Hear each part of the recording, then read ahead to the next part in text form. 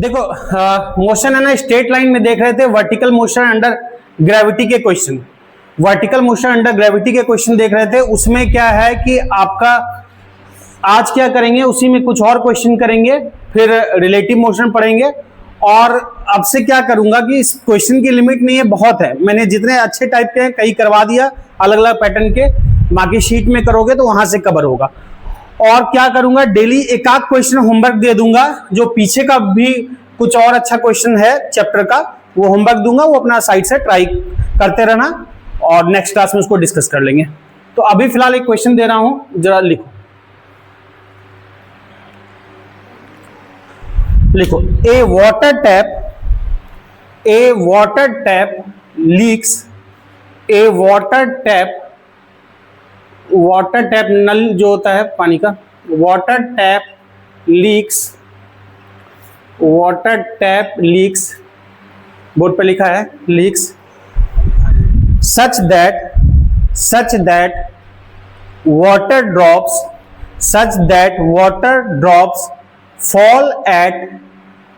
fall at regular interval. Water drops fall at regular interval.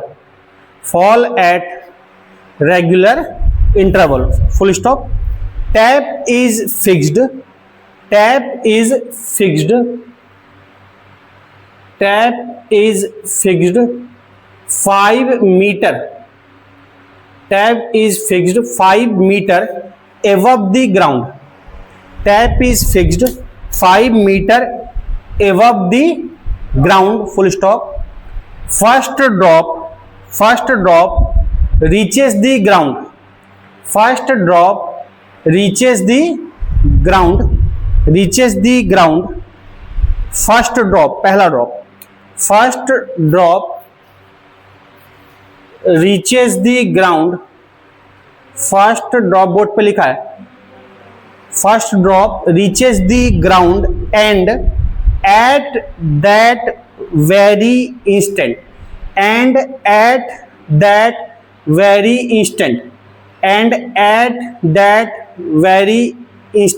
मतलब उसी समय, at that very instant. Third drop at that very instant, third drop, तीसरा जो drop है, third drop क्या करेगा, ground से टकराएगा. Third drop leaves the top, sorry पहला ग्राउंड से टकराएगा, थर्ड ड्रॉप लिखो leaves the top. Third drop leaves the top, third drop leaves the top. ठीक है, third drop leaves the top लिखा, and at that very instant third drop leaves the top. लिख लिया यहां तक, ठीक है. at this instant, full stop, at this instant the second drop, at this instant उसी समय the second drop is at a height of, second drop is at a height of, second drop की height बतानी है उसी समय second drop की height बतानी है. Second drop is at a height of. किसी को आंसर बताना है ऑप्शन लिखने से पहले? नहीं, कुछ इरादा है तो बोल दो, ए बी सी डी कुछ भी. अच्छा नहीं, फर्स्ट ऑप्शन कुछ लिख लो 3 मीटर, सेकेंड ऑप्शन कुछ लिख लो 1.25 मीटर, थर्ड ऑप्शन कुछ लिख लो 3.75 मीटर और फोर्थ ऑप्शन लिख लो 2.5 मीटर. फोर्थ ऑप्शन लिख लो 2.5 मीटर. ये चार ऑप्शन है, 3 metre, 1.25 metre, 3.75 metre, 2.5 metre. Question समझ लो एक बार, मैं फिर से समझा देता हूं जल्दी. क्या बोला गया, किसी टैप से जो कि 5 मीटर ऊपर है, मतलब कोई टैप है, कोई नल है, ग्राउंड से 5 मीटर ऊपर है, उससे पानी का वाटर ड्रॉप थोड़ा थोड़ा करके लीक कर रहा है. बंद है तो थोड़ा थोड़ा करके पानी का ड्रॉप गिरता जा रहा है. कैसे गिर रहा है? रेगुलर इंटरवल पे, यानी इक्वल टाइम पे. यानी पहला ड्रॉप गिरा, मान लो कि इंटरवल जितना भी, मान लो 2-2 मिनट का इंटरवल है, तो पहला ड्रॉप गिरा, दूसरा ड्रॉप उससे 2 मिनट बाद गिरा, तीसरा ड्रॉप उससे 2 मिनट बाद, चौथा ड्रॉप फिर 2 मिनट बाद, यानी पहला ड्रॉप 10 बज के गिरा तो दूसरा ड्रॉप मान लो 2 मिनट बाद 10:02 पे गिरा, तीसरा ड्रॉप 10:04 पे, चौथा 10:06 पे। इसी तरह रेगुलर इंटरवल पे, अब ऐसा ना समझ लेना कि 2 मिनट ही हो गया, मैं एग्जांपल समझाने के लिए बोल रहा हूं। तो रेगुलर इंटरवल पे ड्रॉप गिरता जा रहा है, इस तरह से गिरा, बोला कि जब पहले ड्रॉप ने ग्राउंड को हिट कर दिया, ग्राउंड को हिट किया, उसी समय तीसरा ड्रॉप जो है जस्ट निकला है, जस्ट तीसरा ड्रॉप निकला है। तो तीसरा ड्रॉप जस्ट निकला है, पहला ग्राउंड को हिट कर दिया गया, दूसरा कहां होगा, बीच में कहीं होगा। तो दूसरा ड्रॉप का हाइट बताना है ग्राउंड से कितना होगा। क्लियर है क्वेश्चन? तो ट्राई करो, 2-3 मिनट दिमाग लगाओ, फिर बात करते हैं। देखो क्वेश्चन को पहले समझो कि क्या था कि नल जो लगा है बोर्ड पे, देखो ये नल है, मान लो इससे वाटर ड्रॉप गिर रहा है, तो ड्रॉप जो गिरेगा अंडर द एक्शन क्या दिखेगा, ग्रेविटी के कारण पुल होगा, तो खींचेगा, कोई एक्स्ट्रा फोर्स तो नहीं लगा रहा एक्सटर्नल, वो खुद गिर रहा है, तो इनिशियल वेलोसिटी क्या होगी, 0 होगी हर केस में। अच्छा, एक ड्रॉप यहां है, बोला गया पहला ड्रॉप जो पहले निकला होगा वो जस्ट ग्राउंड को हिट कर रहा है, मतलब पहला ड्रॉप यहां है, दूसरा ड्रॉप कहां होगा, बीच में कहीं होगा, और तीसरा ड्रॉप जस्ट अभी निकला है यहां से। ये हाइट कितनी दे रखी है क्वेश्चन में, 5 मीटर। ठीक है, ये हाइट पूरा दे रखा है 5 मीटर। ठीक है, क्वेश्चन समझ में आ रहा है? अब तुम्हारा जाके ये है पहला ड्रॉप, यहां है, दूसरा ड्रॉप कहीं होगा, मुझे पता नहीं कहां पे है, वही निकालना है, और तीसरा ड्रॉप जस्ट निकला है यहां से। ठीक है, क्लियर है? अब एक बात समझो, रेगुलर इंटरवल ऑफ टाइम पे निकला है, मान लो हर एक के बीच में जो टाइम है, या किसी का भी आप टाइम मान लो पहले का ही टाइम पता करते हैं, क्योंकि पहला ड्रॉप यहां से चल के यहां तक पहुंच चुका है। ठीक, तो मैं अगर पता कर रहा हूं फॉर फर्स्ट ड्रॉप, जरा समझना, फर्स्ट ड्रॉप पहले ड्रॉप के लिए, पहले ड्रॉप के लिए क्या पता है मुझे, कितना चला पता है, एस पता है, एस पता है, ए हमको पता होता है, यू सबके लिए इनिशियल वेलोसिटी क्या है, 0 है, सभी ड्रॉप क्या हो, लीक हुआ, वहां से पानी लीक हुआ और ग्रेविटी खींची नीचे आ गया, तो लीकेज हुआ, सीधा क्या हो गया, नीचे आ गया। तो हर एक ड्रॉप के लिए इनिशियल वेलोसिटी क्या है, 0, यानी यू पता है हमको, एस पता है, ए पता होता है, टाइम पता कर सकते हैं इसको कितना लगा, कौन सा इक्वेशन यूज करें, एस इक्वल टू, जिसमें एस हो, यू हो, ए हो, टी हो, तो S equal to U T plus half A T square.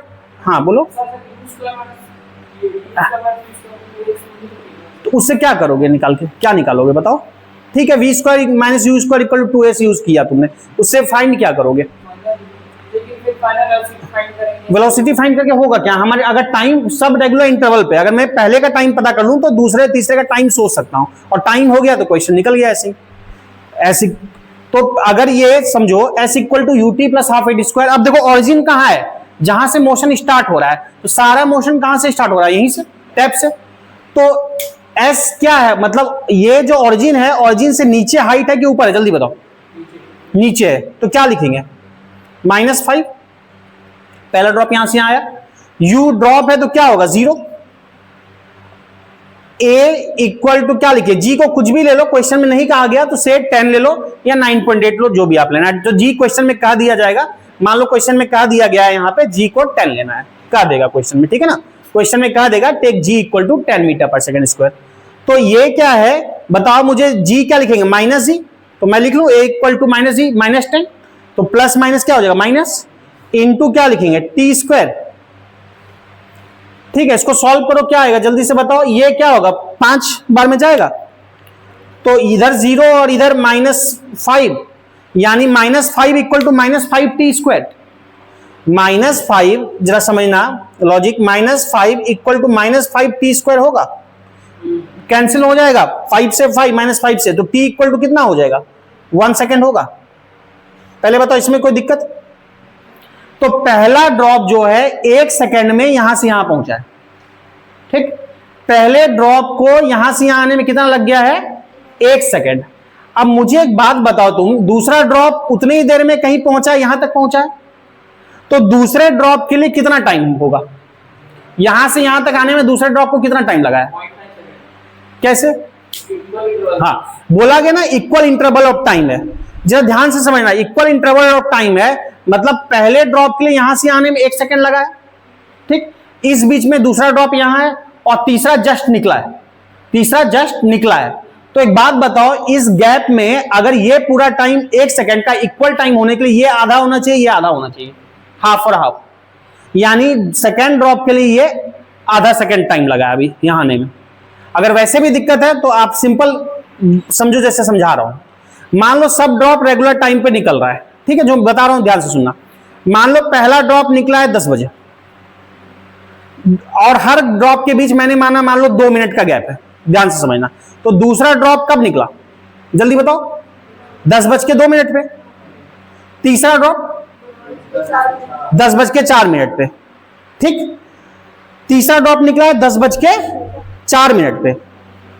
पहला 10 बजे, दूसरा 2-2 मिनट का गैप ले रहा हूं, पहला 10 बजे, दूसरा 10:02 पे, तीसरा 10:04 पे। तीसरे के लिए अभी टाइम क्या हुआ है, जस्ट स्टार्ट हुआ है, 10:04 जस्ट निकला है ना, तो उसके लिए टाइम क्या है 0। अभी पहले तीसरे के लिए टाइम क्या बीता है 0 सेकंड, दूसरे के लिए 2 सेकंड बीता है, 10:02 पे निकला था ना, और पहले के लिए 4 सेकंड बीता है। तो पहले के लिए जितना टाइम बीता है दूसरे के लिए उसका आधा नहीं बीता है। पहले के लिए 10 से 10:04 बीता ना, तो दूसरे के लिए 10:02 से 10:04 2 मिनट बीता, यानी पहले के लिए जितना टाइम बीता दूसरे के लिए उसका आधा बीता है। तो यहां पहले के लिए हमने कितना निकाला 1 सेकंड, तो दूसरे के लिए कितना टाइम बीता अभी आधा सेकंड, 0.5 सेकंड। बात समझ में आ रही है, यानी ये जो टाइम हो गया ना दूसरा यहां से यहां जो आया ये आधा सेकंड है, हाफ सेकंड या 0.5 जो लिखना है, समझ गए बात को, बस हो गया क्वेश्चन। अब दिक्कत ही क्या है, u सबके लिए 0 है, दूसरे के लिए मुझे फाइंड करना है दूसरे की हाइट, तो दूसरे का u पता है मुझे 0, u सबके लिए 0 है, t पता लग गया, u पता है, t पता है, a पता होता है, g, s नहीं निकाल सकते। तो अगर मैं ये समझो ये निकाल रहा हूं, जरा देखना, ये डिस्टेंस में लिख रहा हूं s या s2 लिख दे रहा हूं, तो जरा बताओगे s इक्वल टू क्या होता है ut plus half at square. तो s इक्वल टू हमको पता है ut plus half at square, ये मैं लिख रहा हूं सेकेंड ड्रॉप के लिए, for second drop, second drop इसी के लिए निकालना था, फाइंड करना था फॉर सेकेंड ड्रॉप। तो s equal to ut plus half at square, तो जरा मुझे बताओगे ओरिजिन सबके लिए यहीं पे है, टैप ही है, तो s नीचे के ऊपर, जल्दी बताओ नीचे, यहां पे s को हमने s2 लिखा है तो माइनस s2 लिख लेते हैं, या आप h लिख लो, बार बार कंफ्यूज करोगे s h, तो h से लिखा, ठीक है, लेकिन h से ध्यान रखोगे, h से मैं बॉटम को लिखने वाला हूं, इसलिए चलो कोई बात नहीं, चलो s2 ही लिखो। तो माइनस s2, u क्या है 0 इंटू t का वैल्यू चाहो तो रख दो, लेकिन 0 है तो रखने का मतलब नहीं है, रखने की इच्छा तो रख लो। टाइम कितना बीता इसके लिए आधा second, half plus half, a equal to क्या लिखेंगे माइनस जी, माइनस जी का मतलब क्या -10 इंटू टी स्क्वायर, टी क्या है हाफ, हाफ का स्क्वायर, क्या ठीक है। अब इसको सॉल्व करो, -s2 इक्वल टू, ये तो 0 हो जाएगा, ये वाला सॉल्व करो कितना होगा 1/2, और ये 1/4 कितना हो जाएगा 1/8, तो 1/8 माइनस बाहर आ जाएगा 1/8, और ये कितना हो जाएगा 1/8 और 10 होगा, ये कितना होगा -10 और 2 इंटू 2 4, 8/8 आया। तो ये कैंसिल करोगे कितना कैंसिल होगा 5/4,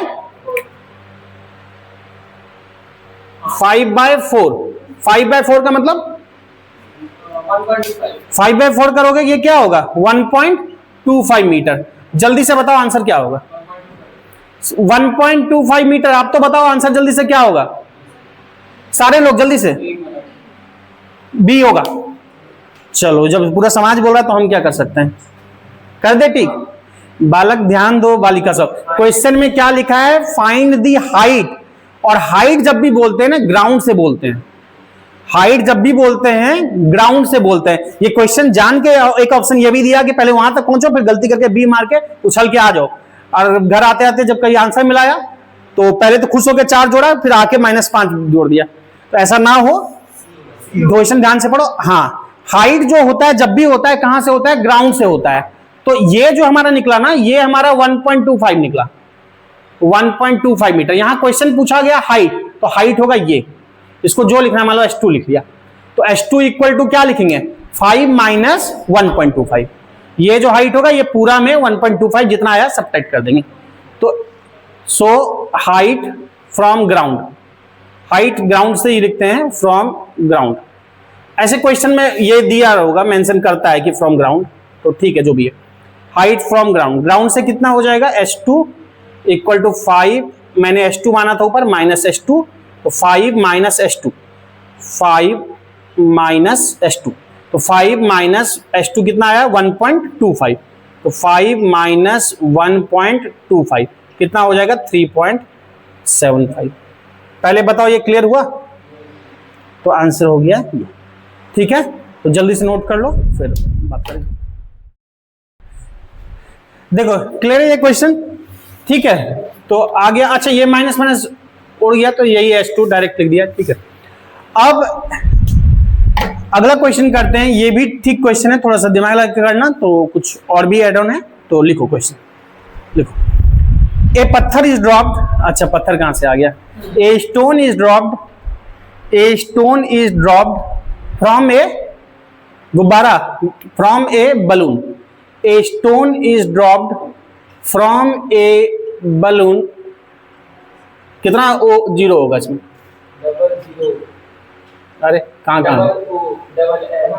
डबल, तुम लोग बहुत कंफ्यूज, हम ठीक ही लिख रहे हैं। Stone is dropped from A double होगा, हाँ ठीक है, फ्रॉम ए बलून, ठीक है, गुब्बारा लिख लो balloon, balloon going up with a uniform velocity, balloon going up with a uniform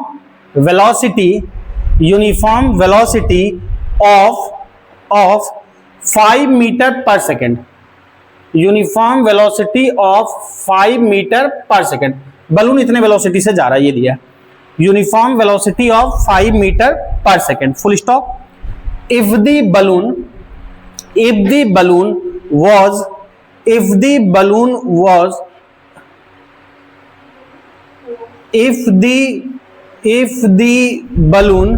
was 60 meter high, if the balloon was at 60 meter high, board पे लिखा है 60 मीटर हाई, मतलब 60 मीटर की ऊंचाई पे बलून है, balloon 60 metre high, when the stone was dropped,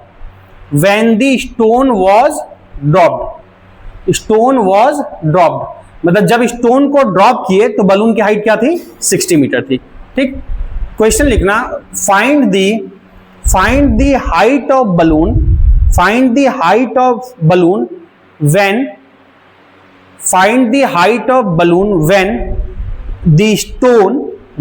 stone hits the ground, find the height of balloon when the stone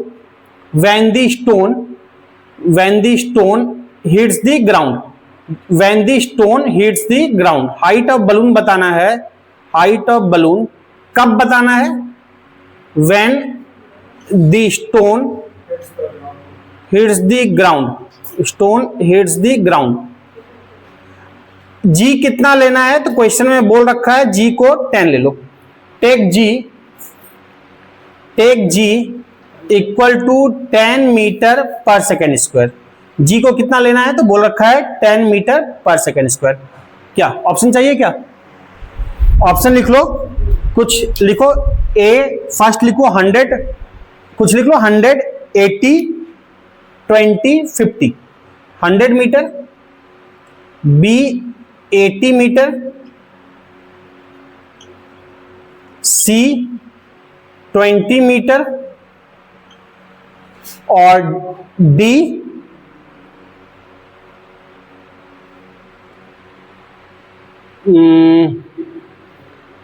लिख लो, एक काम करो, डी लिख लो 160 मीटर, 160 मीटर, ठीक है, 160 मीटर, ठीक। ये 4 ऑप्शन है। क्वेश्चन समझ गया पहले? क्वेश्चन क्लियर है सबको? क्या बालिका, सब तो लिख ही दिया है कहानी। देखो क्या है, एक बलून ऊपर जा रहा है, कितने से जा रहा है, 5 मीटर पर सेकंड से जा रहा है, उस बलून से पत्थर को फेंका गया, बलून है, पैराशूट है, पैराशूट से पत्थर को फेंका गया। जब बलून से पत्थर को फेंका गया तो वो क्या था, बलून से पत्थर को फेंका गया, उस समय बलून की हाइट कितनी थी, 60 मीटर थी। बलून ऊपर जाता जा रहा 60 मीटर की हाइट पे आया, उस समय पत्थर को फेंका गया, ड्रॉप किया गया। तो पत्थर को उस समय ड्रॉप किया गया, फिर पत्थर क्या हुआ, नीचे आएगा। पत्थर नीचे आके जब ग्राउंड को हिट किया, बलून भी तो लगातार ऊपर जा रहा है ना, तो बलून भी क्या हो गया, ऊपर गया। तो बलून ऊपर गया, तो बलून किस हाइट तक गया, जब पत्थर ने ग्राउंड को हिट किया। ठीक है। अच्छा, यहां पे जो स्टोन का हाइट है वो नेग्लिजिबल माना है, नहीं लिखा है फिर भी नेग्लिजिबल मानेंगे, अदरवाइज मोमेंटम का कॉन्सेप्ट होता है, फर्क पड़ता है, उसका कोई फर्क नहीं है। उसके हाइट की वजह से उसका स्टोन निकला तो बलून हल्का हो गया, उसका कोई मतलब नहीं है। तो स्टोन का जो मास है वो नेग्लिजिबल माने हैं, ठीक है ना, तो उससे फर्क नहीं है। चलो ट्राई करो। हाँ, अंदाजा क्या बोल रहे हो बालक? 20 है, 20। चलो अंदाजा तो 80 मीटर। कोई सी बोल रहा है 20 मीटर? 20 मीटर कोई बोल रहा है? अगर सी बोल रहा है कोई, बिना क्वेश्चन सॉल्व किए ही पाप है, महापाप है। क्यों?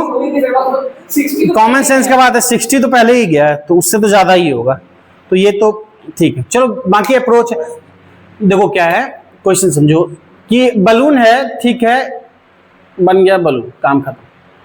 इससे एक पत्थर रखा हुआ था इस पर, ठीक है, बलून पे एक पत्थर रखा हुआ था, बलून क्या हो रहा है, ऊपर जा रहा है थोड़ा बलून। एक मिनट, हाँ क्या, क्यों?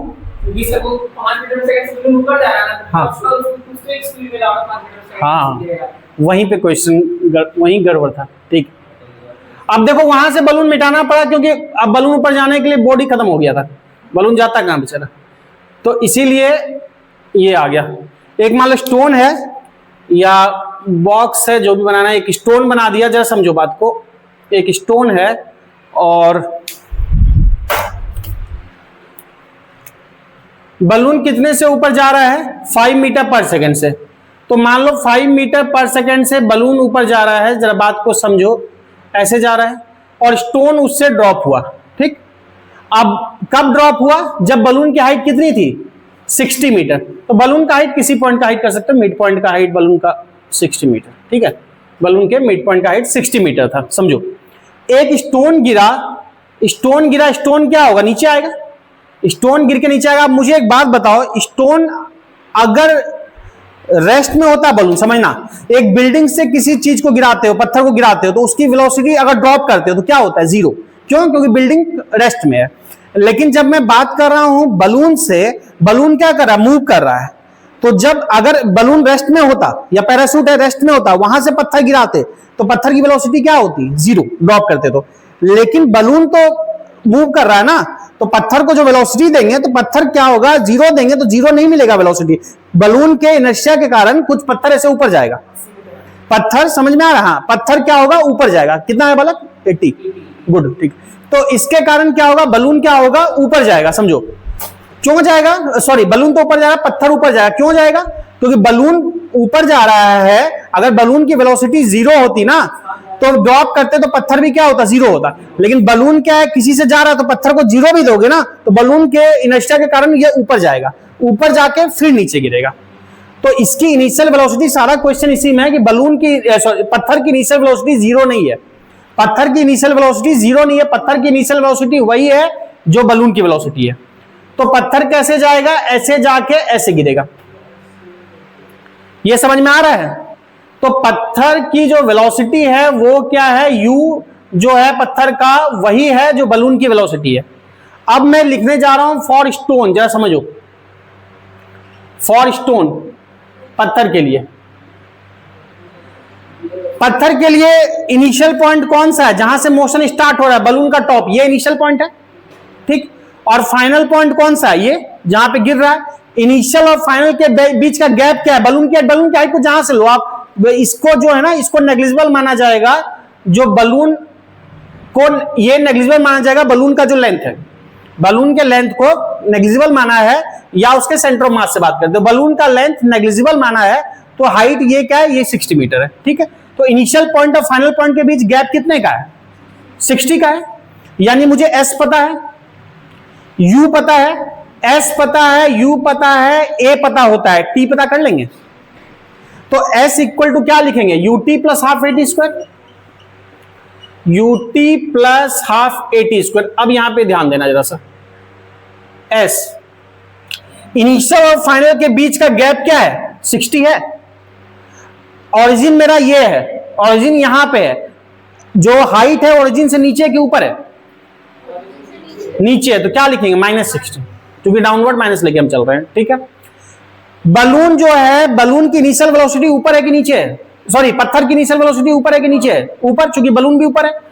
अगर बलून रेस्ट में होता तो इनिशियल वेलोसिटी ड्रॉप करते 0 होता पत्थर का, लेकिन बलून की कुछ वेलोसिटी है तो पत्थर भी उस वेलोसिटी से ऊपर जाएगा। तो पत्थर की वेलोसिटी ऊपर है, यानी u कितना है, जो बलून की है वही पत्थर की ऊपर है, तो क्या लिखेंगे +5, 5 इंटू टी। बात समझ में आ रही है। Plus half A T square, a की जगह क्या लिख लेंगे -g, और g को बोला गया 10 लेने को, 10 टी स्क्वायर, ये होगा। तो इसको सॉल्व करोगे, ये क्या होगा, 2 से जाएगा, ये 5 टाइम्स आएगा, फिर कैंसिल हो रहा है, 5 भी चाहोगे तो कैंसिल हो जाएगा, इससे 5 कॉमन लोगे, ये 5, ये 5, ये क्या होगा 12 टाइम कैंसिल हो जाएगा, ठीक। अब इसको सॉल्व करो, तो यहां से अगर लिखते हैं समझना, टी स्क्वायर एक तरफ ले आए, प्लस हो गया, ये हो गया -t, और ये क्या था -12 इक्वल टू 0। इसको सॉल्व कर सकते हो, इसको या तो क्वाड्रेटिक बनाओ या ऐसे भी फ्रैक्शन से भी हो जाएगा, 4 × 12, 4 × 3 12, तो 4 × 3 12, तो T square -4t plus 3t -12 equal to 0। Fraction भी तोड़ सकते हैं या क्वाड्रेटिक जैसे करना है। t कॉमन लेंगे तो क्या हो जाएगा, t -4 प्लस 3 कॉमन लिया, क्या हो जाएगा t -4 इक्वल टू 0। तो यहां देखोगे क्या बना, t + 3 into T -4 equal to 0, तो 2 टाइम आया, एक टाइम आएगा t इक्वल टू क्या होगा -3, और एक टाइम आएगा t इक्वल टू +4। तो टाइम नेगेटिव नहीं हो सकता, तो फिर कौन सा सही है, +4। -3 क्वेश्चन का पार्ट नहीं है ना, मतलब है, लेकिन अगर -3 जानने की इच्छा है कि -3 क्यों आया, तो याद करो हमने टावर वाला क्वेश्चन कराया था, वहां बताया था -3 क्यों आया। -3 इससे नीचे का पार्ट है, जो क्वेश्चन का हिस्सा नहीं है, ठीक है। अगर इससे नीचे का पार्ट यानी 60 से नीचे का पार्ट होता ना, तो ये हो जाता तुम्हारा 3 सेकेंड, और ऐसे लिख लेते हैं, सही लगेगा आपको, -3 सेकेंड और 4 सेकेंड, ठीक। तो आंसर हो गया, मतलब सॉरी टाइम निकला 4 सेकेंड। और ये चूंकि -3 क्या बता रहा है, यहां से मोशन स्टार्ट हो रहा है, अगर मोशन यहां से स्टार्ट होता, ये क्वेश्चन का पार्ट नहीं है, यहां से यहां तक बलून का आना, ये -3 बताता है, तो खैर इसकी जरूरत नहीं है। तो टाइम निकल गया हमको 4 सेकंड, यानी 4 सेकंड में स्टोन क्या हुआ, जमीन पे आया। तो 4 सेकंड में स्टोन अर्थ को हिट किया, उतने ही देर में बलून क्या होगा, ऊपर चला जाएगा, उतने ही देर में बलून क्या होगा, ऊपर चला जाएगा। अब बलून की स्पीड क्या दे रखी है, कांस्टेंट, बलून की स्पीड दे रखी है कांस्टेंट। स्पीड कांस्टेंट का मतलब एक्सेलरेशन क्या है, 0। और अगर कांस्टेंट स्पीड हो तो हमने क्या बोला कि डिस्टेंस इक्वल टू सीधा लिखेंगे स्पीड इनटू टाइम। कब इक्वेशन ऑफ मोशन यूज करते हैं और कब डायरेक्ट लिखते हैं बताया था। अगर एक्सेलरेशन 0 हो तो क्या हो जाएगा, distance equal to simply speed into time, s equal to ut plus half A T square में भी देख सकते हो। स्पीड कांस्टेंट मतलब a0, हाफ एटी स्क्वायर क्या हो जाएगा, 0 हो जाएगा, तो s equal to u into T. तो बलून का क्या है, कांस्टेंट स्पीड है ना, तो सीधा डिस्टेंस इक्वल टू क्या लिखेंगे, उतने देर में बलून उतने देर में कितना ऊपर जाएगा, तो हमें पता नहीं, हमने बोला s ऊपर जाएगा, बलून s ऊपर जाएगा, ठीक है। तो s डिस्टेंस इक्वल टू क्या लिखेंगे, स्पीड इनटू टाइम। तो बलून की स्पीड u थी, जितने देर में स्टोन नीचे आया, स्टोन नीचे कितने देर में आया, u5, और स्टोन नीचे आया 4 सेकंड में, तो 5 इंटू 4 क्या हो जाएगा 20, तो 20 मीटर हो गया, यानी और कितना जाएगा 20 मीटर। आपको क्वेश्चन क्या पूछा गया है, देखो 20 ऑप्शन देने का मतलब तो बायोलॉजिक ही नहीं होगा, इसलिए भी दिया कि 20 आया, इसलिए। अब क्या है, हमसे कहां से, ग्राउंड से हाइट पूछा गया, तो ग्राउंड से हाइट क्या होगा, 60 पहले से था, 60 पहले से था, 20 और गया तो कितना हो जाएगा, तो 80। फ्रॉम ग्राउंड क्या हो जाएगा, 60 प्लस 20 इक्वल टू 80 मीटर, ठीक है। क्वेश्चन मेनली था आपका ये यू जो लिया है बस, और कुछ खास नहीं था, ठीक है। लिख लो इसको, देखते हैं, ठीक है। तो क्वेश्चन क्लियर है। अब क्या करते हैं, एक क्वेश्चन में होमवर्क दे दिया करूंगा जब कभी टाइम मिलता है, तो एक होमवर्क दे देता हूं, पुराना ही आपका डिफरेंशिएशन इंटीग्रेशन वाला प्रैक्टिस हो जाएगा, जो हमने उसके हेल्प से वेलोसिटी एक्सेलरेशन ये सब लिखा था, उसी में कुछ कुछ अच्छे क्वेश्चन मैं देता रहूंगा बीच बीच में। तो वो एक क्वेश्चन देता हूं, ये होमवर्क रहेगा, कल डिस्कस करेंगे, उसके बाद फिर मैं रिलेटिव पढ़ाना स्टार्ट कर दूंगा।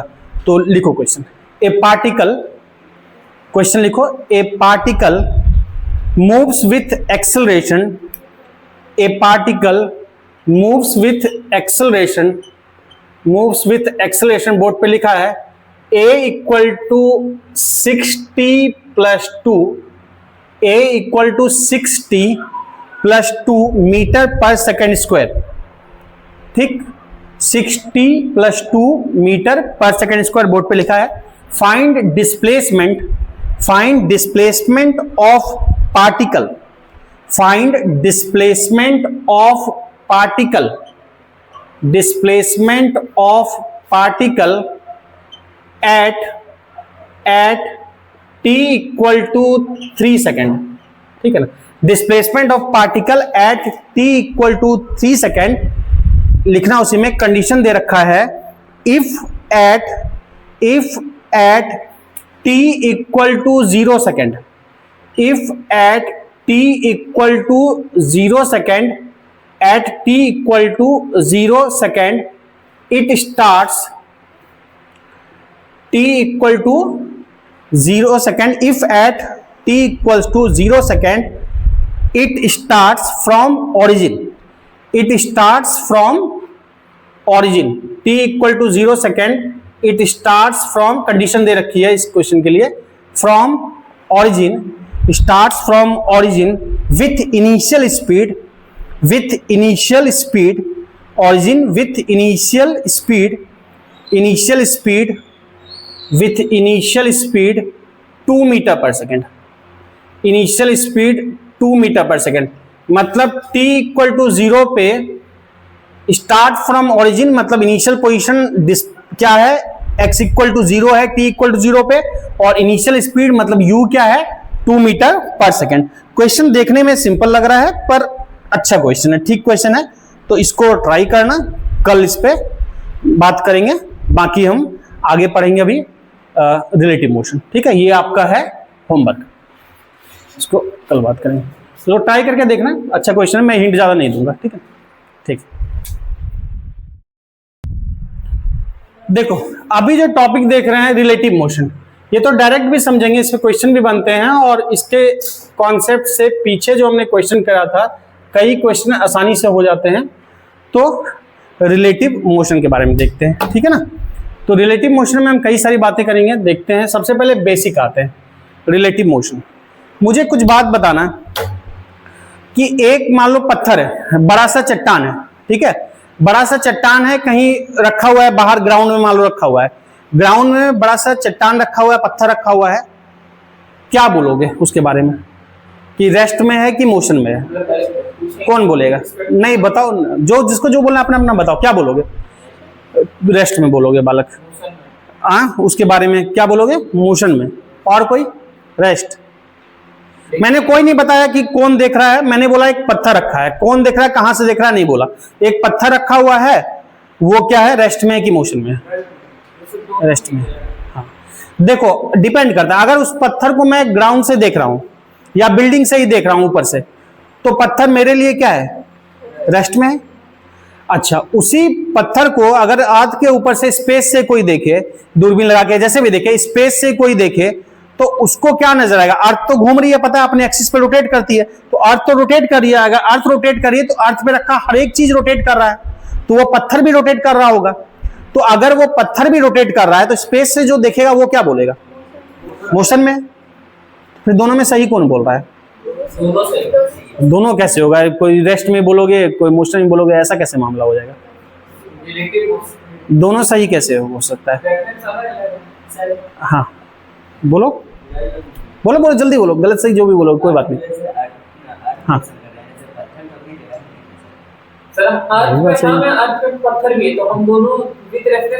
देखो, जैसे कि मान लो कि ट्रेन है, चलती ट्रेन है, ट्रेन पे जा रहे हो, ट्रेन चल रही है, ट्रेन पे कोई सामने वाला पैसेंजर है, बालक है, बालिका है, तो सामने वाला पैसेंजर को देख रहे हो, ट्रेन पे तुम भी बैठे हो, पैसेंजर भी बैठा है, दोनों, तो तुम्हारे लिए पैसेंजर रेस्ट में है कि मोशन में है? और बाहर से कोई प्लेटफॉर्म पे देख रहा है, वो क्या बोलेगा? फिर दोनों में सही कौन बोल रहा है? दोनों सी। दोनों सही बोल रहा है। तो देखो, रेस्ट या मोशन हम तब तक नहीं बता सकते जब तक ये ना बताया जाए कि देख कहां से रहे और देख कौन रहा है, किस जगह से देख रहा है। जिसको देख रहे हैं वो ऑब्जेक्ट हो गया, जो देख रहा है उसको क्या बोलते हैं? ऑब्जर्वर या व्यूअर। जो जिसको देख रहे हैं वो ऑब्जेक्ट हुआ, जो देख रहा है, देखने वाला को क्या बोलते हैं? ऑब्जर्वर। ऑब्जर्वर या फिर क्या बोलते हैं? व्यूअर। लाइट दिख रहा है क्या हल्के? जो देख रहा है उसको क्या बोलते हैं? ऑब्जर्वर या व्यूअर। और जहां से देख रहा है, जहां से देख रहा है उसको क्या बोलते हैं बताओगे?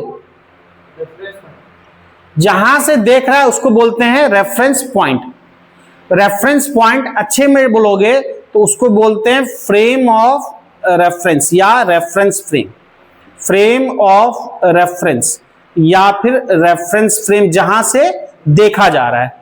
फ्रेम ऑफ रेफरेंस या रेफरेंस फ्रेम। कोई चीज रेस्ट या मोशन में दिखेगा, डिपेंड करता है देखने वाला कहां से देख रहा है। अगर उसी पत्थर को हम बिल्डिंग से देख रहे हैं तो वो हमारे लिए क्या है? रेस्ट में है। लेकिन उसी को जब स्पेस से कोई देख रहा है तो उसके लिए क्या है? मोशन में है। तो किसी भी ऑब्जेक्ट के बारे में आंख बंद करके ये नहीं कह सकते कि रेस्ट या मोशन में है। उसके लिए हमको बताना पड़ेगा जो देखने वाला है वो कहां पे है, ऑब्जर्वर कहां है। और ऑब्जर्वर की जो लोकेशन है उसी को बोलते हैं फ्रेम ऑफ रेफरेंस। अगर बिल्डिंग पर से देख रहे हैं तो फ्रेम ऑफ रेफरेंस क्या है? बिल्डिंग। अगर स्पेस से देख रहा है तो स्पेस का वो पॉइंट क्या है? Frame of reference. अगर चलती ट्रेन में पैसेंजर को देख रहा है, सामने वाला पैसेंजर देख रहा है, तो वो जो पैसेंजर देख रहा है वो है कहां? ट्रेन में। तो उसका फ्रेम ऑफ रेफरेंस क्या है? ट्रेन। अगर उसी पैसेंजर को बाहर कोई प्लेटफॉर्म से दिख रहा है, उसका फ्रेम ऑफ रेफरेंस क्या है? वो प्लेटफॉर्म, वो जगह। ठीक है। तो फ्रेम ऑफ रेफरेंस बताएगा कि ऑब्जेक्ट क्या है? रेस्ट में है या मोशन में है। रेफरेंस नाम ही है ना रेफरेंस। बिना रेफरेंस के क्या बोलोगे? मैं बोलूंगा कि से दुमका से मान लो कोई रांची, दुमका से रांची मान लो मैं बोल दूं कितना है, कुछ बोल दूं मान लो 300 किलोमीटर है, तो ठीक है बात है, दुमका से मैंने बताया। अब मैं बोल दूं कि ऐसे सीधा बोलूं रांची 300 किलोमीटर है, किससे? तो सही तो बोलना नहीं ना, किससे बताना पड़ेगा? रांची हर जगह से 300 किलोमीटर है नहीं ना। या दिल्ली 500 किलोमीटर, कहां से 500? यहां से 500, पटना से 500, दुमका से 500, लखनऊ से 500, कानपुर से 500, जयपुर से 500, कहां से मुझे बताना पड़ेगा ना। तो जहां से देखते हैं, मेजरमेंट के लिए भी तो कोई ना कोई रेफरेंस पॉइंट लेते हैं कि यहां से ये चीज इतनी दूरी पे। तो रेफरेंस वही होता है जहां से हमने मेजरमेंट किया। तो इसी तरह से फ्रेम ऑफ रेफरेंस क्या है? जहां से हमने रेफरेंस लिया, जहां से हमने देखा। तो रेस्ट और मोशन क्या है? वो एब्सोल्यूट टर्म नहीं है। वो कैसा टर्म है? Relative term. जरा इस बात को नोट देके लिखो, फिर मैं समझाता भी हूं। लिखो, नोट देके लिखो, नोट देके लिखो। रेस्ट और मोशन, रेस्ट और मोशन, रेस्ट और motion is not absolute term. Rest और मोशन इधर विजिबल है, is not absolute term. Board पे लिखा है रेस्ट और motion is not absolute term, they are relative. Absolute term they are relative, मतलब रेफरेंस में, किसी के रिस्पेक्ट में, they are relative. Rest and motion जो भी लिखा है, और motion is not absolute term, they are relative term. मतलब क्या? एब्सोल्यूट का मतलब क्या? एब्सोल्यूट जिसके बारे में तुम कह दिया ऐसा है तो ऐसा ही है। जैसे पत्थर के बारे में कह दिया कि हमने रेस्ट में, तो कहीं से देखा तो रेस्ट में ही नजर आया। या हमने मोशन में कर दिया, हम किसी भी जगह से देख लेंगे तो मोशन में नजर आएगा। इसके बारे में हम डिसाइड कर लिए कि ऐसा ही है, उसको बोलते हैं एब्सोल्यूट। लेकिन एब्सोल्यूट तो नहीं है, देखने पे डिपेंड कर रहा है ना। जब अर्थ पे देख रहे हैं किसी जगह से तो हमको क्या नजर आ रहा है? अगर मान लो बिल्डिंग से देख रहे हैं तो हमको क्या नजर आ रहा है? रेस्ट में नजर आ रहा है। स्पेस से क्या आ रहा है? मोशन नजर आ रहा है। तो ये डिपेंड कर रहा है हमारे देखे जाने पे ना। एक पेड़ है, पेड़ को ऐसे देखते हो बाहर, पेड़ क्या नजर आता है? रेस्ट में आता है। अब उसी पेड़ को चलती कार से देखो या ट्रेन जा रही है, पेड़ को देखो, क्या लगता है? पेड़ पीछे जाते नजर आता है ना, पेड़ मोशन में आता है। तो पेड़ क्या हम बोल देंगे मोशन में है? नहीं, उस मूविंग कार या ट्रेन के रिस्पेक्ट में मोशन में है। लेकिन जब हम रेस्ट में है तो वो पेड़ भी हमारे लिए क्या है? रेस्ट में है।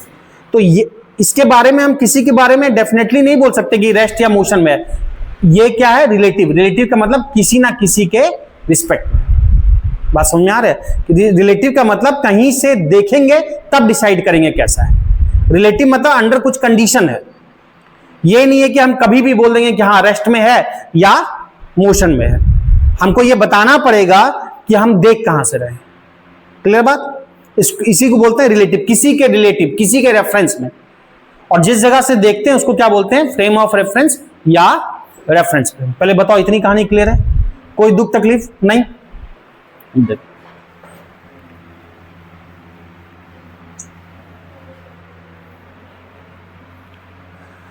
रिलेटिव का क्या मतलब होता है? रिश्तेदार। हाँ, अब तक तो यही था, रिश्तेदार ही था। देखो जैसे कि कोई भी चीज रिलेटिव होता है। मान लो मैं बोलूं ये लाइन बड़ी है कि छोटी है? छोटी लाइन है क्या है? ये लाइन बड़ी है। अच्छा, ये लाइन बड़ी है कि छोटी है? बड़ी है। छोटी। तो ये रेफरेंस होता है, रिलेटिव होता है। हम नहीं कह सकते बड़ी लाइन है या छोटी लाइन है। किसी के रिस्पेक्ट में बड़ा या छोटा है। जनरली हम हाइट बोल देते हैं कि अफ्रीकन कंट्री या यूएस वगैरह की, मतलब या इंडिया की हम बोलते हैं हाइट कम है। कंपेयर करें ना, अगर हम पहाड़ी इलाका से करें किसी पहाड़ी कंट्री से या भूटान या इन सब कंपेरेटिवली से, तो उसके कंपेयर में ज्यादा है नॉर्मल लोगों की। अगर हम यूएस से कंपेयर करें तो कम है। तो कोई भी चीज या अफ्रीकन कंट्री से कम है या उस कैरेबियन कंट्री, तो खैर जो भी मतलब है, कहने का मतलब जो भी बातें करते हैं हम रिलेटिव है। ठीक है ना? तो खैर उस पर आएंगे। इतनी कहानी क्लियर है? अब आते हैं इसमें, हमने बात क्या किया था? फ्रेम ऑफ रेफरेंस या रेफरेंस फ्रेम। रेफरेंस फ्रेम या फ्रेम ऑफ रेफरेंस एक ही बात है। ये दो टाइप के होते हैं। Reference frames are of two type बोलते हैं। कौन कौन सा? रेफरेंस फ्रेम के टू टाइप्स बोलते हैं। एक इनर्शियल फ्रेम, एक इनर्शियल फ्रेम। ये चीजें फिर हम बात करेंगे लॉज ऑफ मोशन में भी, लेकिन थोड़ा बहुत चूंकि रिलेटिव की बात आ गई है तो यहां भी देखेंगे। इनर्शियल फ्रेम और एक बोलते हैं नॉन इनर्शियल फ्रेम। एक बोलते हैं इनर्शियल फ्रेम और एक बोलते हैं non inertial frame. Non inertial frame. Inertial frame किसको बोलेंगे? वैसा फ्रेम ऑफ रेफरेंस जो कि क्या हो, आइदर स्टेशनरी हो या कांस्टेंट वेलोसिटी से मूव करे। अब एक बात बताना हमको, जरा सुनो। स्टेशनरी हो या कांस्टेंट वेलोसिटी से मूव करे। कोई चीज स्टेशनरी है, एक्सेलरेशन क्या होगा? जीरो। और कांस्टेंट वेलोसिटी से मूव करेगा तब एक्सेलरेशन क्या होगा? कांस्टेंट वेलोसिटी से मूव करे तब एक्सेलरेशन क्या होगा? जीरो ही होगा ना। एक्सेलरेशन क्या होता है? Change in velocity by time ना। तो वेलोसिटी कांस्टेंट है तो एक्सेलरेशन जीरो होगा ना, या डीवी बाई dt क्या होगा? जीरो होगा। तो दोनों केस में मेरा कहने का मतलब क्या है? मैं बोल रहा हूं एक्सेलरेशन जीरो, कांस्टेंट वेलोसिटी से मूव करे या स्टेशनरी रहे, यानी वैसा फ्रेम जिसके लिए एक्सेलरेशन जीरो, क्या बोल देंगे? Inertial frame. और दूसरा जो फ्रेम अभी लिखाऊंगा, ये जब जो फ्रेम एक्सेलरेटिंग हो या रोटेटिंग हो, एक्सेलरेट कर रहा हो या फिर रोटेट कर रहा हो, उसको क्या बोलेंगे? Non inertial. एक्सेलरेट कर रहा है तो साफ साफ नाम ही तो बोल रहे हैं एक्सेलरेशन है, यानी एक्सेलरेशन जीरो नहीं है, कुछ ना कुछ है। क्लियर है? तो जरा डिटेल लिखते हैं। लिख लेना जो लिखा है। Frame of reference are of two types. First inertial frame, second non inertial frame. लिखना इनर्शियल फ्रेम के बारे में, लिखना इनर्शियल फ्रेम के बारे में। लिखो inertial frame. The frame of reference, the frame of reference which is either stationary, the frame of reference which is either stationary or the frame of reference which is either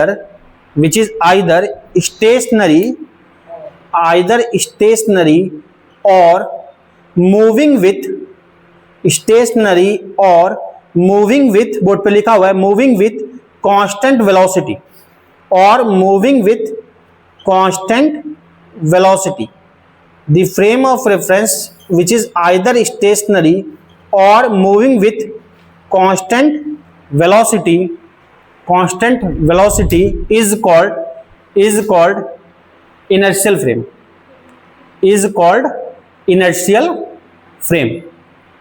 is called inertial frame. ठीक है? Clear है? यानी इसका मतलब क्या है, acceleration zero है। अगर स्टेशनरी है तो भी एक्सेलरेशन जीरो है, कांस्टेंट वेलोसिटी है तो भी एक्सेलरेशन जीरो है, या बोल सकते हैं फ्रेम ऑफ रेफरेंस जिसके लिए एक्सेलरेशन जीरो। दूसरा लिखो second, non inertial frame. Second लिखो non inertial frame. Non inertial frame क्या बोलेंगे, लिखो non inertial frame, the frame of reference, the frame of reference which is the frame of reference which is accelerating or rotating, the frame of reference which is either accelerating or rotating is called the frame of reference which is either accelerating or rotating, either accelerating और rotating, board पे लिख देता हूं, accelerating और rotating, accelerating और rotating is called non inertial frame of reference, is called non inertial frame of reference. ये बात समझ में आई? इतना क्लियर है? अच्छा, इस बेसिस पे बात बताना मुझे, ठीक है, जो स्टेशनरी हो या फिर हम बोले अच्छा एक्सेलरेट रोटेट मतलब एक्सेलरेशन होगा कुछ ना कुछ, तो इस बेसिस पे इनर्शियल नॉन इनर्शियल बोला। अब एक बात बताओ, अर्थ है, अर्थ कैसा फ्रेम ऑफ होना चाहिए, इनर्शियल कि नॉन इनर्शियल? अर्थ क्यों? अर्थ क्या रोटेट करता है? रोटेट नहीं करता, दिन रात कैसे हो जाता है फिर? अर्थ के रोटेशन की वजह से तो दिन रात होता है, रोटेट भी करता है और रिवॉल्व भी करता है, पूरे चक्कर भी काट लेता है। 365 दिन एग्जैक्टली बोलोगे, 365 दिन एग्जैक्टली बोलोगे 6 आवर और कुछ समथिंग मिनट सेकंड भी होता है, लेकिन और रोटेशन में क्या लगता है 24 घंटा, उसी की वजह से दिन रात होता है ना। सिंपल, सन यहाँ पे है, अर्थ घूम रहा है, ये हिस्सा आया दिन आया, पीछे जो हिस्सा हुआ रात हुआ, फिर ये घूम के इधर पहुंचा दिन हुआ, पीछे रात हुआ, सिंपल यही फंडा है। तो खैर अर्थ यानी रोटेट भी करता है, तो कौन सा फ्रेम ऑफ रेफरेंस होना चाहिए? डेफिनेशन लिखा है अभी, तो रोटेशन देख के मतलब साफ साफ डेफिनेशन में लिखा है, फिर खतरनाक बात बोलते हो। और अर्थ क्या एक्सेलरेट करता है? एक्सेलरेट भी करता है, अर्थ एक्सेलरेट भी करता है। एक्सेलरेशन मतलब चेंज इन वेलोसिटी। फिर बोलोगे पता क्यों नहीं चलता है? अगर आप कार पे बैठे हो और कार को बहुत स्मूथली अगर ब्रेक लगाया जाए, ब्रेक भी ना, उसकी वेलोसिटी कम की जाए या धीरे धीरे एक्सेलेरेटर लिया जाए बाइक में ही, तो आपको झटका लगेगा? धीरे धीरे लेने पे झटका लग जाएगा? नहीं लगेगा ना। धीरे धीरे एक्सेलेरेटर ले रहे हो, बाइक स्मूथ चल रहा है, हल्का हल्का स्पीड बढ़ा रहे हो, या कार की स्पीड बहुत धीरे धीरे कम कर रहे हो स्मूथली या बढ़ा रहे हो, तो झटका लगेगा? नहीं लगेगा, फील नहीं होगा। हाँ, लेकिन अचानक से अब्रप्टली कर जाए तो फील होगा। अचानक से ब्रेक लगा दे, अचानक से एक्सेलेरेटर दे दे तो फील होगा। तो अर्थ का भी एक्सेलरेशन होता है, अर्थ का भी एक्सेलरेशन होता है, पर बहुत कम होता है। अब अर्थ प्रैक्टिकली देखोगे ना, अर्थ प्रैक्टिकली देखोगे तो नॉन इनर्शियल फ्रेम ही है। अर्थ क्या है? नॉन इनर्शियल फ्रेम, एक्सेलरेट भी करता है, रोटेट भी करता है, लेकिन अर्थ को ट्रीट करते हैं इनर्शियल फ्रेम। क्या क्या बोलो? अर्थ भूकंप प्लेट्स के टकराने का कारण था, वो तो अलग रीजन है कि दो प्लेट टकराते, और भी कई वजह है, डैम भी वजह है, प्लेट्स का टकराना भी वजह है। भूकंप मतलब कि इनस्टेबिलिटी होगा। भूकंप क्यों आएगा? मान लो तुम किसी बिल्डिंग में ही हो, मान लो इसी जगह पे हो, या किसी तुम बेंच पे खड़े हो, बेंच को हिला दे, झटका लगा ना, बेंच को हिला दे, झटका लगा। अब बेंच को हिलाने के कई तरीके हो सकते हैं, कोई ऐसे हिला दे, धक्का दे दे, कोई मशीन से हिला दे। उसी तरह अर्थ बड़ा ग्राउंड हो गया, बड़ा प्लेटफॉर्म हो गया, उसको हिलाना चाहिए, उसको अब कई तरीके हैं अर्थ को डिस्टर्ब करने के। प्लेट टकरा गई, उससे डिस्टर्ब हो गया। डैम में पानी स्टोर होता है, ज्यादा पोटेंशियल एनर्जी बढ़ती है, उसके कारण होता है। तो बहुत सारे वजह। सुनामी, जो सुनामी तो इसके बाद आता है, तुम्हारा प्लेट टकराना हुआ वजह, ये हुआ, इस तरह से कई सारे वजह होते हैं। हिमालयन रेंज में ज्यादा आता है, क्यों? Himalaya tectonic plate Himalayan region में ज्यादा क्यों? हिमालय उठ रहा है, लगातार डेवलप हो रहा है। क्यों पहाड़ बनता है? दो ऐसे चट्टान टकराता है, ऐसे करके स्लोप बनता है। दो मान लो बड़ी प्लेटें टकराई या कुछ टकराया, इस तरह से ऐसे ऐसे ऐसे स्लोप बनता है, उसकी वजह से होता है। तो वो तो अलग कहानी है, मतलब। तो अब देखो, दो तरह का फ्रेम है, एक इनर्शियल फ्रेम और एक नॉन इनर्शियल फ्रेम। तो अर्थ बेसिकली रोटेट भी कर रहा है और एक्सलेट भी कर रहा है। इस बेसिस पे अर्थ क्या होना चाहिए? Non inertial frame. अर्थ होता भी नॉन इनर्शियल फ्रेम है, लेकिन ट्रीट करते हैं इनर्शियल। क्यों ट्रीट करते हैं? इसलिए करते हैं कि ये दोनों इफेक्ट तो है पर बहुत कम है, दोनों का इफेक्ट नेग्लेक्ट किया जा सकता है। क्यों? अर्थ का बड़े साइज के कारण रोटेशनल इफेक्ट फील नहीं करते हैं। अर्थ के बड़े साइज के कारण रोटेशनल इफेक्ट हम फील नहीं करते। एक मौत का कुआं वगैरह देखे हो, उसमें क्या होता है, वो जो ग्लोब सा पे घूमता है तो बहुत छोटा ग्लोब है। अगर आप छोटे प्लेटफॉर्म पे हो ना, रोटेट करे आपको फील होगा। थोड़ा और बड़ा कर दूं थोड़ा कम फील होगा, और बड़ा कर दूं प्लेन को और कम फील होगा, और बड़ा कर दूं और कम फील होगा। अर्थ इतना बड़े साइज का है ना, लगभग रेडियस अप्रॉक्स बोलोगे तो 6400 किलोमीटर है या 63 ऐसा समथिंग है। तो 6375 ऐसा कुछ है। तो 6400 किलोमीटर बहुत ज्यादा रेडियस होती है। उतना बड़ा साइज के कारण उसका कर्वेचर, कोई चीज अगर हल्का है तो कर्वेचर क्या होगा, थोड़ा और बढ़ेगा, कर्वेचर ऐसे होगा, और बढ़ेगा, कर्वेचर ऐसे होगा, और बढ़ेगा। लगभग क्या नजर आता है? अर्थ फ्लैट नजर आता है, बहुत बड़े साइज के कारण। तो बड़े साइज के कारण इसका रोटेशनल इफेक्ट हम फील नहीं कर पाते। लेकिन हमको पता है, साइंटिफिकली भी देखा जा चुका है, एस्ट्रोनॉमी में देखा जा चुका है, अर्थ रोटेट कर रही है। तो बड़े साइज के कारण रोटेशनल इफेक्ट फील नहीं होता, और साथ में एक्सीलरेशन होता भी है पर बहुत कम होता है। इतना होता है कम कि नेग्लेक्ट भी किया जा सकता है। अर्थ पे बैठे बैठे, क्योंकि एक्सीलरेशन मान लो कार बाइक में लिया जाए तो अचानक एक्सीलरेटर दे दिया जाए, झटका लगेगा ना। तो अर्थ पे बैठे बैठे कभी झटका लगता है, मानसिक संतुलन ठीक ठाक हो तो, कि बैठे बैठे से हिल गए नहीं ना, तो ऐसा झटका लगता नहीं है। तो अर्थ पे बैठे बैठे कभी झटका लगता नहीं है, मतलब एक्सीलरेशन होता है अर्थ का, बहुत कम होता है। तो चूंकि एक्सीलरेशन बहुत कम होता है और बड़े साइज के कारण रोटेशनल इफेक्ट नेग्लेक्ट कर सकते हैं, तो ये दोनों इफेक्ट नेग्लेक्ट हो गए, इसलिए अर्थ को ट्रीट किया जाता है इनर्शियल फ्रेम। ठीक है, और इसके बारे में डिटेल फिर हम लॉज ऑफ मोशन जब पढ़ेंगे तब फिर बात करेंगे कि अर्थ क्या है, एक इनर्शियल फ्रेम है। और लॉज ऑफ मोशन में न्यूटन के जितने लॉ हैं सब अर्थ पे लगाए जाएंगे, क्योंकि न्यूटन के लॉ देखेंगे जाके, वहां पढ़ेंगे इसमें वैलिड है इनर्शियल फ्रेम में। और अर्थ पे ही सारे लॉ लगाते हैं, तो अर्थ पे ये लगा रहे हैं, मतलब अर्थ इनिशियल फ्रेम ट्रीट करते हैं। इसलिए करते हैं क्योंकि ये दो वजह थी। इसकी कहानी मैं लिखा भी सकता हूं भी, या अभी छोड़ भी सकता हूं, क्योंकि ये फिर जब हम लॉज ऑफ मोशन पढ़ेंगे वहां पे फिर डिटेल में बात करेंगे। ठीक है, अभी इस पे देख रहे हैं एक क्वेश्चन, मतलब एक कॉन्सेप्ट बताऊंगा, फिर उस पर कल क्वेश्चन कराऊंगा। एक कॉन्सेप्ट बताऊंगा, फिर कल उस पर क्वेश्चन करेंगे। या फिर एक काम करो, चूंकि वो कॉन्सेप्ट बताने में टाइम लगेगा, कॉन्सेप्ट बताऊंगा और फिर उसके क्वेश्चन भी कराऊंगा ना, तो उसमें टाइम लग जाएगा। हाँ, तो कल मैं वो कॉन्सेप्ट बताऊंगा और उसके क्वेश्चन, तो दोनों में टाइम लग जाएगा। तो इसलिए अभी कम टाइम रह गया है, तो क्योंकि दोनों बता के आधा घंटा 40 मिनट लग जाएगा, तो अच्छा है कि चलो इस होमवर्क का ही निपटारा कर लिया जाए। इसको अभी जरा करो, इसको अभी करो। कहां तक बात करना है? 3 तक। तो क्या पुट कर दें? 3 पुट कर दें। क्या मुझे डिस्प्लेसमेंट निकालना है? टीवी। क्यों, जरा समझना, इसी में क्वेश्चन है, बताऊंगा अभी। डीवी का इंटीग्रेशन क्या हो जाएगा? वी। तो लिमिट वी 2 से वी, इधर क्या हो जाएगा? 60 स्क्वायर बाय 2 प्लस 2t, कहां से कहां तक? 0 से t तक। जरा देखते हैं ये कितना हो जाएगा, v - 2। ठीक, और इधर रखोगे upper limit minus lower limit. Upper limit क्या हो जाएगा? t की जगह t ही रहेगा, यही रह जाएगा। यानी 2 से क्या होगा, कैंसिल होगा।